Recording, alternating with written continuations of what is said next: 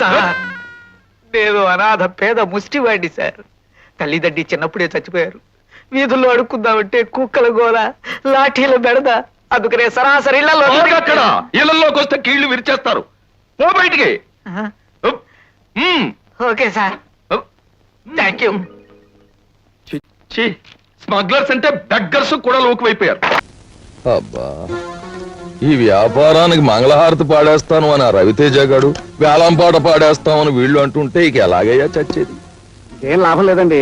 మన వ్యాపారాన్ని బాగా అభివృద్ధి చేసి ఆ రవితేజ గారు నువ్వు దెబ్బ తీయకపోతే మన పని గోవిందో గోవింద. దానికి నా దగ్గర ఒక చక్కటి ఐడియా ఉంది. ఉంది ఉంది అని ఊరికే ఊరించేకు. అదేమిటో చెప్పు. ఆ రవితేజ గారు చీర కొంటే ఒక ఫ్యాను, ఒక గ్రైండరు, ఒక మిక్సరు ఇస్తానంటున్నాడు కదా. అంతకంటే కాస్ట్లీ థింగ్ మనం అనౌన్స్ చేసామనుకోండి, అప్పుడు మన చీరలన్నీ గారిలో వెళ్ళిపోతాయి. అదేమిటో నువ్వే చెప్పు. ఒక చిన్న సైజు విమానం ఇద్దాం. విమానాలు ఎయిర్పోర్ట్ ఇవ్వడానికి వ్యాపారం ఏమిటి? చీరల వ్యాపారం. కావాలంటే ఓ జయవర్మాలో తువ్వాలో ఇద్దాం. ఓ జేబురు వాళ్ళను గోచుగుడ్డుకి లాభం లేదండి. ఇది ఒక మర్చి కారు ఇద్దాం.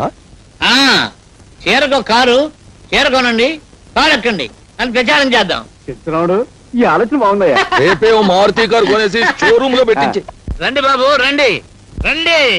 చీరకు ఒక కారు, చీరకి ఒక కారు. రండి బాబు, చీరకి ఒక కారు, ఒక చీరకి ఒక కారు. రండి రండి బాబు రండి రండి బాబు. చెంచురాముడు, ఈ మారుతి కారు పథకం పెట్టక మునుపు మన చెంచు గ్రూప్ షేర్స్ 3వ ర్యాంకులో ఉండేవా? ఇదిగా ఈ వెధోకారు పథకం పెట్టో 4 నెలల్లో 12వ ర్యాంకులోకి వచ్చేసాం. ఈ అదవ పథకం ఆ తిమ్మజీగాడు ఇచ్చాడయ్యా.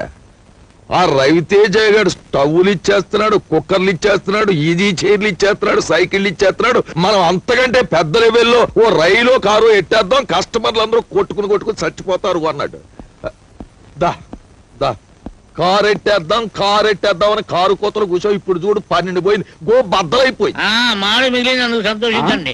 సవాళ్ళ ఐడియాలు వేస్తాం. అందులో ఎప్పుడైనా ఒక ఐడియా ఫెయిల్ అయితే ఫెయిల్ అవుద్ది. అలా గోలెట్టేస్తాం ఏంటి? చీరల వెనకాల మీ చరిత్ర పబ్లిక్ బాగా తెలుసు. ఎక్కడికి నాకు ఒళ్ళు మండిందంటే నీ చర్మం ఒలిపించేసి చీర వేయించేస్తాను. ఏదో ఐడియా ఇచ్చింది కాక మందేదో పొరపాటు అయినా మాట్లాడి పెట్టి అమ్మాజీ. మొండోడు పెద్దోడు ఆడితో ఏం మాట్లాడతామయ్యా? సరే కానీ చెంచురాముడు, గ్రైండరు సైకిల్ కన్నా కారు ఖరీదైంది కదా, జనం ఎందుకు ఇవ్వలేదంటావు? ఖరీదైంది కనుకే కారు కొనండి అమ్మా తల్లులారా. ఓ సిల్క్ చీర ఇస్తామంటే సరదా పడతారు గాని చీర కొనేయండి కారు ఇచ్చేస్తామంటే అనుమానిస్తారు. అదే జరిగింది. డబ్బులు పోసి చీరలు మేము కొంటాం, ఆ బ్రహ్మాజీ గారు చెంచురాముడు ఆ కారు కొట్టేసి ఊరమ్మడ బలాదూరు తిరుగుతారని చెప్పుకుంటున్నారు. అంతేకాదు ఇంకా అనుకునేవి మీకు చెప్పానంటే. ఎక్కడికి అవి ఇక్కడే కాదు, నువ్వు ఎక్కడ చెప్పినా కొత్త చీరతో నీ పీ కురేసి షోరూమ్ లో కారు పక్కన వేలాడి కట్టించా. వాడి సంగతి వదిలేవయ్యా. సరే గాని ఆ రవితేజ గారి బిజినెస్ మీద ఎలా దెబ్బతిద్దామంటా? చాలు చెప్పింది చాలు బాబు, నువ్వు పక్క తప్పు. మొన్నే మహాలక్ష్మి తల్లికి దండం పెట్టుకుని మనసులో మాట అనుకున్నాను.